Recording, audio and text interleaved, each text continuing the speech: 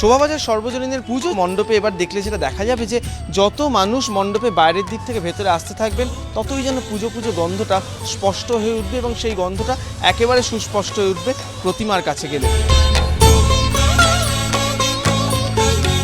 রোজকার যে ইট কাঠ নিয়ে আমরা সারা বছর চলাচল করি তার মধ্যেই লুকিয়ে রয়েছে আনন্দের উপাদান।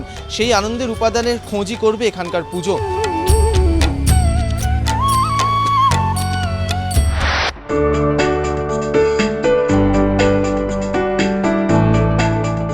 হরিদেবপুর আদর্শ সমিতির এবারের ভাবনা কাঁচ পুঁতির বৃষ্টি। গোটা মণ্ডপ জুড়েই পুঁতির বিভিন্ন ধরনের কাজ করা হয়েছে। ঠিক যেরকমভাবে এগুলো দেখা যাচ্ছে, মূলত বিভিন্ন রঙিন পুঁতি দিয়ে বিভিন্ন বাদ্যযন্ত্র তৈরি করা হয়েছে।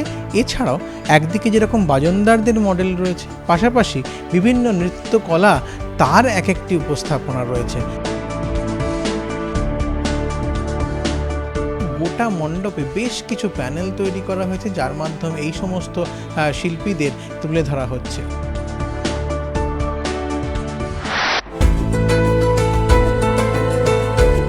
হাতে তৈরি একটা শিল্পকলা মধুবনী। এই মধুবনী কলকাতার পুজোয় অনেকবার হয়েছে, অনেক রকমভাবে হয়েছে, কিন্তু মধুবনীর একটা নতুন রকমের ব্যবহার দেখা যাচ্ছে বেঙ্গল ইউনাইটেড ক্লাবে। ছাতার ওপর মধুবনী পেন্টিং করা হয়েছে এবং সেটা দিয়ে গোটা মণ্ডপ সেজে উঠছে। পাশাপাশি কাঠের বারকোষ তৈরি করা হচ্ছে, সেখানে মধুবনী করা হচ্ছে খোদাই।